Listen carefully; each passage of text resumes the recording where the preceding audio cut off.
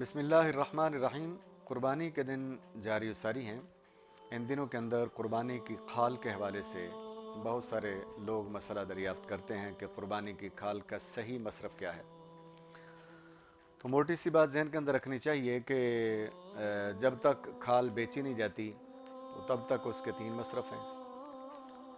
پہلا مصرف کہ قربانی کرنے والا اس کی کھال کو اپنے استعمال میں لا سکتا ہے، تو وہ جیسے بھی استعمال میں لائے، جیسے کہ ایک مثال دی جاتی ہے کہ اگر وہ جائے نماز اس کی کھال سے بنوانا چاہتا ہے تو وہ جائے نماز بنا کر اس کو اپنے ذاتی استعمال میں لا سکتا ہے۔ اسی طرح اپنے استعمال کی کوئی بھی چیز جو ہے وہ بنا کر یا بنوا کر اس کو اپنے استعمال میں لا سکتا ہے، اس کے لیے بالکل اجازت ہے اسے۔ اور دوسرا مصرف اس کا یہ ہے کہ قربانی کرنے والا کھال کسی کو ہدیہ دے دے، اور ہدیے کی حیثیت آپ کو معلوم ہے کہ وہ غریب کو بھی دیا جا سکتا ہے، مسکین کو بھی دیا جا سکتا ہے، اور امیر کو بھی دیا جا سکتا ہے۔ تو اپنے دوست احباب عزیز رشتہ داروں میں، حتیٰ کہ امام مسجد کے حوالے سے بھی ان دنوں کے اندر بہت ساری باتیں آتی ہیں کہ امام مسجد کو قربانی کی کھال دینا جائز ہے کہ نہیں جائز ہے۔ تو اگر کوئی قربانی کی کھال بیچنے سے پہلے کھال جو ہے وہ ہدیے کے طور پر ایسے امام مسجد کو دیتا ہے کہ جس کی مالی پوزیشن مستحکم نہیں ہے، تو اس کی بھی اجازت ہے کہ وہ دینے والے کا اختیار ہے کہ وہ ہدیے کے طور پر دے رہا ہے، اور ہدیہ کسی کو بھی دیا جا سکتا ہے۔ اور تیسرا مصرف اس کا یہ ہے کہ اس کو صدقہ کیا جائے۔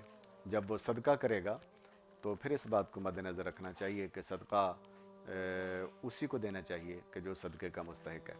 اگر وہ صدقے کا مستحق نہیں ہے تو پھر قربانی کی کھال بطور صدقہ ایسے بندے کو نہیں دینی چاہیے جو صدقے کا مستحق نہیں ہے۔ یہ 3 مصرف ہیں اس وقت جب ابھی ہم نے قربانی کی کھال بیچی نہیں ہے، یعنی کھال کو اپنی ذات کے لیے استعمال کرنا، اور پھر اس کو ہدیہ کرنا، اور پھر اس کو صدقہ کرنا۔ یہ 3 مصرف ہیں اس کے۔ لیکن دوسری صورت یہ ہے کہ کھال بیچ کر اس کی رقم اور اس کے پیسے کسی کو دینا۔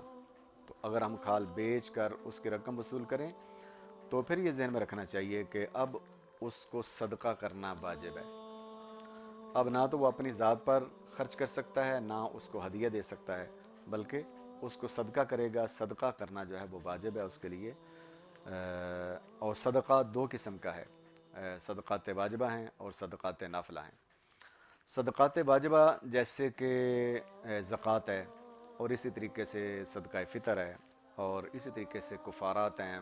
مثال کے طور پر کسی بندے نے منت مانی ہے کہ اگر میرا یہ کام ہو جاتا ہے تو میں جو ہے نا وہ اتنا مال خرچ کروں گا یا فلاں چیز کی قربانی کروں گا، تو منت کے بدلے میں جو چیز دی جاتی ہے وہ صدقات واجبہ میں آتی ہے۔ صدقات واجبہ کا مسئلہ یہ ہے کہ صدقات واجبہ کے مصرف وہی ہیں جو زکوٰۃ کے مصرف ہیں، اور جن لوگوں کو زکوٰۃ لگتی ہے انہیں ہی صدقات واجبہ دیے جا سکتے ہیں۔ اور دوسری بات یہ کہ صدقات واجبہ کو دے کر کسی کو مالک بنانا ضروری ہے، کسی کی ملکیت میں دینا جو ہے وہ ضروری ہوتا ہے، جبکہ صدقات نافلہ کے اندر ایسی پوزیشن نہیں ہے۔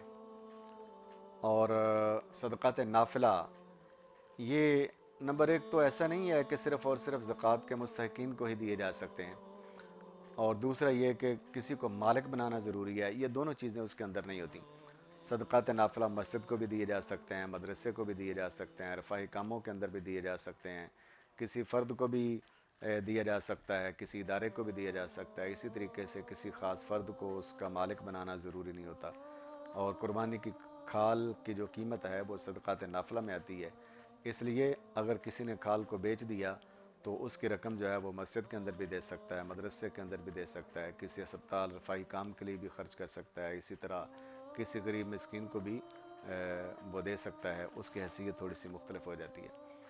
اسی سے متعلقہ ایک مسئلہ ہے کہ سید کو زکوٰۃ دینا اور صدقہ دینا۔ ظاہر ہے اگر صدقات واجبہ ہیں تو وہ سید کو نہیں لگتے۔ رسول کریم صلی اللہ علیہ وآلہ وسلم نے اپنے نسبت اور اپنے نسب کی حرمت کی وجہ سے صدقات واجبہ سید کے لیے جائز نہیں رکھے ہیں، لیکن صدقات نافلہ کی ایسی حیثیت نہیں ہے۔ صدقات نافلہ کسی سید کو بھی دیے جا سکتے ہیں۔ تو اس سے یہ بات بھی ثابت ہوئی کہ جو کھال ہے اور اس کی جو قیمت ہے وہ سید کی بارگاہ میں بھی پیش کی جا سکتی ہے، اس میں کوئی منع مناہی نہیں ہے۔